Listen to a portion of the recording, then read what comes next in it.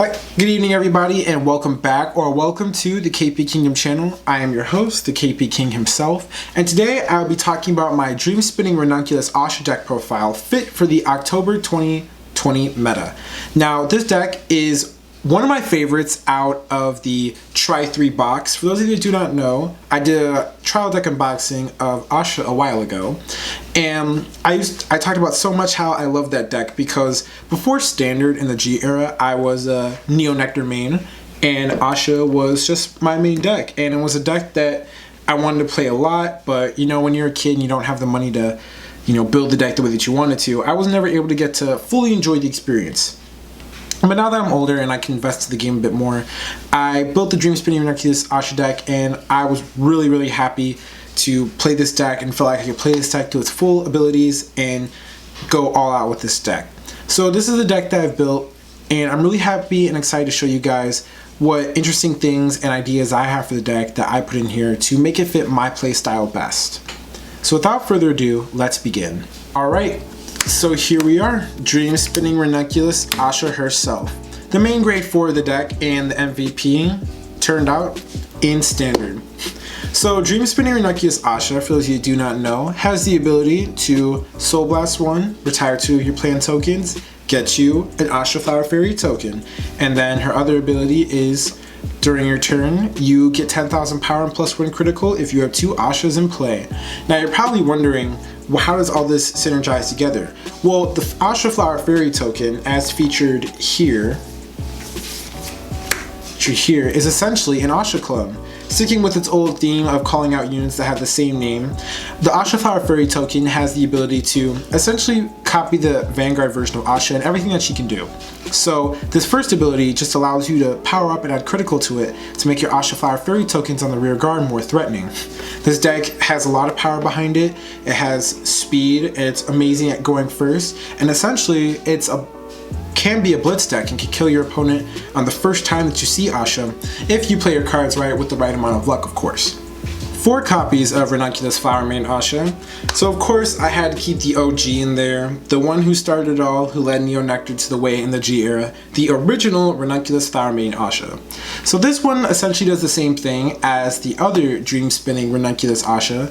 However, this one creates plan tokens and generates on its own, and it has the ability to get power on Vanguard or Rear Guard. So either way, when you introduce your Ahsha Flower Fairy token, you can make sure that you're going to be hitting with big numbers regardless of your situation. The only difference between this one and the other Ahsha is that unlike the old one, this one does not obtain a critical when you power up. It essentially creates your board to set up your Ahsha Flower Fairy token and adds power to it. You really just want to call this one onto your Rear Guard circle so that you can increase your chances of adding that extra critical to your Dream Spinning Ranunculus Ahsha, as that is what the strategy is mainly set up for. Thankfully with this card though, we have Ahsha here so that this way we can always make sure that we always get our Flower Fairy token and we can stay aggressive. And by maxing out the number of copies of Ahsha that we have in the deck, we'll be able to increase our chances of getting that critical so that we can keep on our opponent with high critical attacks, high powered attacks, and damage denying them. Now for our grade 2s, I play 4 copies of Bloxy, Maiden, Kayla.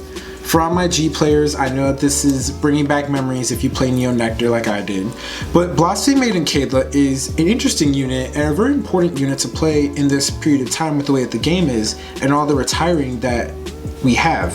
So Bloxy, Maiden, Kayla is another token generation unit. She can use on Vanguard and Rear Guard circle for the counter blast of 1 and get 2. This way you can set up for your next turn when you want to go into Dream Spinning and you already have those tokens to give up.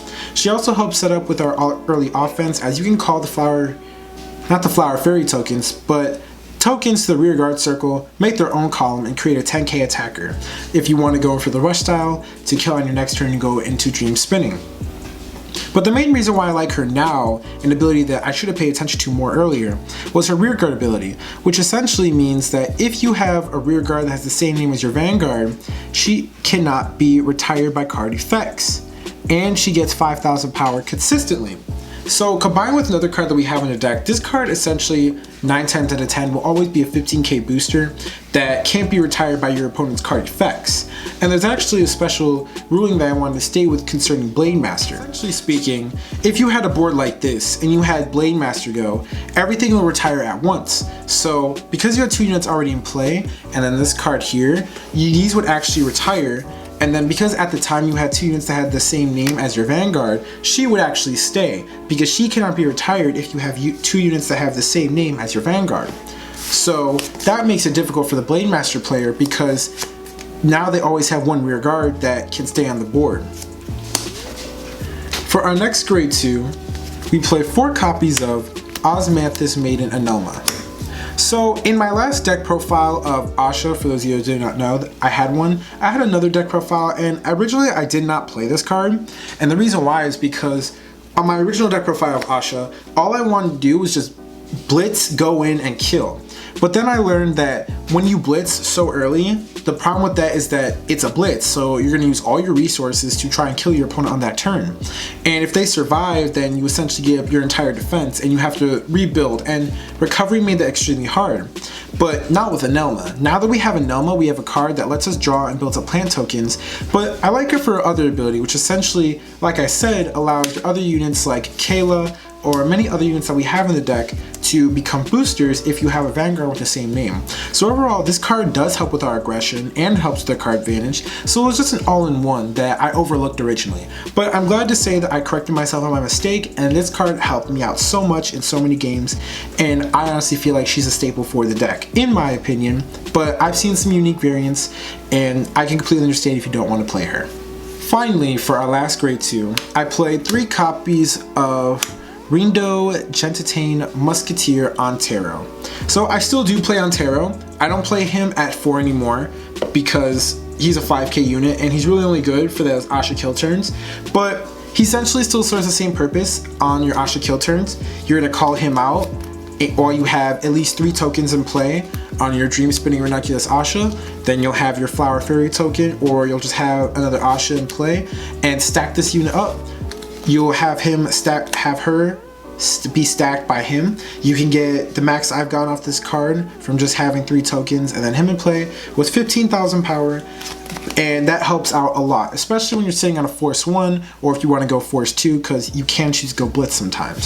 So this card essentially is our assistant push card, because when we say that we want to kill you, we're going to throw down this, and then we sometimes throw out another copy of this, setting our 2 so we can get the extra 30k onto our Vanguard while they have the extra 10k on their own ability and the crit.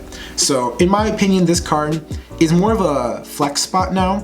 This can be many other things. I've seen people play Fine Ale, I've actually seen people play the 12k or just the original 10k. I've seen Timber, but in my opinion, this is the card that I want in the deck because it does allow me to have a more versatile playstyle. Alright, beginning our grade 1s, we play 3 copies of Devout Maiden Tanja or Tana.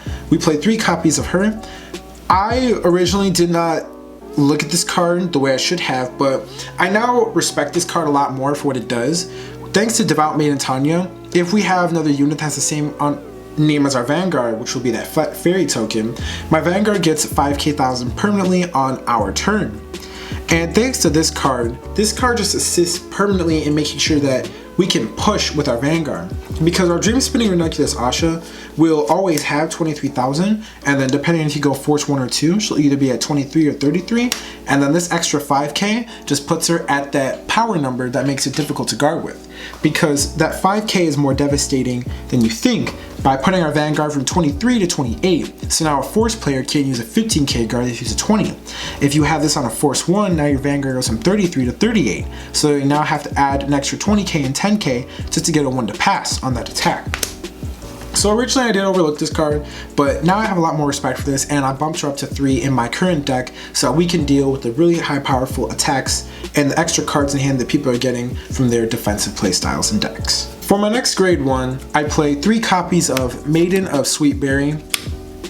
So originally I was playing this card 4, I now dropped her down to 3. Sweetberry, in my opinion, she is another flex spot in the deck. I've seen some decks take her out. The main reason why I play her in this deck is simply for the soul charge and the early plant token generation if I want to be aggressive. But thanks to her, we don't have to worry about soul with this deck because this deck does not build soul, and your Anoma costs a soul, and Dream Spinning Ranunculus Ahsha costs a soul. So Sweet Berry just helps us make sure that we can have access to our abilities anytime we need to get a soul. So that's what she's really here for, just to help us build that up. And the extra 5k power is just good on rearguard if we want to create good columns. For our next grade 1, I bumped this up, but I now play 4 copies of the Budding Maiden Diane. So we play Budding Maiden Diane. It's an on-place card that's gonna let you do a drop and draw. She helps you filter out through your deck so you can get rid of the cards. This deck doesn't have too many draw abilities, so being able to filter through your hand for the pieces that you need and getting that power is really helpful. And it's Vanguard and Rearguard as well, so that this way, in case we don't run into our other grade 1 that I'm about to show you, we can do something on our Vanguard turn on our first ride. Now for our last grade 1, we play 4 copies of Valkyrie of Reclamation Padmini. So Padmini is a really amazing card. It's our grade 3 search for the deck. You want to be able to go into your Dream Spinning Ranunculus Ahsha. You want to be able to always go into this one. This Ahsha, as much as I love her, she's not the one that we need to be on. We need to be on this. So having Padmini to be able to filter out through our deck to make sure that we get the right Ahsha in our hand is the most important thing ever. So that's why I maxed her out at 4, so that we can guarantee our chances, or at least having a high percentage of seeing the Ahsha that we want. Moving on to our triggers, I actually have changed up my lineup since last time. I now play 4 copies of Night Queen Musketeer Danielle. I play 4 copies of Chestnut Bullet. I have decided to add to the deck 2 copies of Flower Garden Maiden Milas, 2 copies of Maiden of Blossom Rain, and 4 copies of Fairy Light Dragon. So my trigger lineup has changed. I am no longer playing 8 crit, 4 draw, 4 heal. I am now playing 10 crit, 2 draw, 4 heal. And I'm adding the addition of the critical Flower Garden Maiden Milas to the deck. Now, if you want to know why I decided to make this change, it's because I still want to be as aggressive as possible, and adding those extra criticals to the deck just make it happen. Before when I was just playing the 8 crit, 4 draw, 4 heal, it was very generic, and while the draw was good, there were times where I was like, damn, I just wish I had a critical in that moment because I could have killed him. And I decided to put Milas in because obviously it's a 30k Sentinel, and I don't want to give up space in my deck to put a grade 1 Sentinel in, so I had to play Milas. I don't regret this decision at all. The introduction of Diane, increasing that up to 4, and the introduction of Anoma in the deck helped me out with drawing cards, so I don't feel like bad as now I'm not playing the draw trigger Sentinel, but this card simply assists with our aggression, and that's what I wanted because of the way the decks are working right now. So I felt like 2 copies of this card, although it's a small change, it's a really big change when it comes to those attacks, because people just don't see it coming because they're expecting the simple 8 crit, 4 draw, 4 heal, or they're expecting you as a player to go all out and just play all of this. So when they see it, they don't expect you to be playing the draw cards, but they also change their play style because now they have to worry about seeing 4 of this or only 2. But overall, that was just a change in the deck that I felt was very healthy and good to make, and I haven't regretted it since. And then my grade 0 starter, we are playing Ahsha, so of course it had to be Spring Heralding Maiden Ozu. For my last cards, if you want to see, I just played the Ahsha Flower Fairy token, and these are the tokens I chose. I think that these are the most adorable tokens like ever. Like, I think it's cuter than the tomato. I think it's better looking than whatever the hell those Sephiroth things were. This is just really adorable, and our tokens don't stay on the board long anyway because we want to get rid of them for our effects. But that is all for the deck, you guys. Please make sure to tell me how you feel about it in the comments below. Don't forget to like, comment, and subscribe to my channel. I have plenty of more content coming out soon now that I'm back. Also, if your friend's thinking about building Neo-Nectar, don't not forget to share this video and let them use this deck as a guideline. I feel like it's a pretty standard Neo-Nectar deck, except with a few changes like the addition of Milas and increase of Diane's. It has a very unique playstyle. It can be Blitz, where you can just go all in because you have Antero and Diane, or you can, play the slow game and set up with your Force 1s and rewrite and go and do all of that. But overall, this is the Ahsha deck that I've decided on. I felt like it was best for my play style. So please go ahead and just let everybody know about this. Thank you all so much for watching and coming back to my channel and just sticking with me throughout all of this. Y'all have a great day. Goodbye.